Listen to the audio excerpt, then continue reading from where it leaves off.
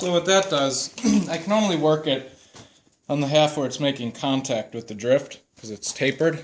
Yep. But I'm working it with 2 fullerene dies, so it's only going to spread the metal in one direction. So it draws the cheeks out as well as conforming to the drift. Okay.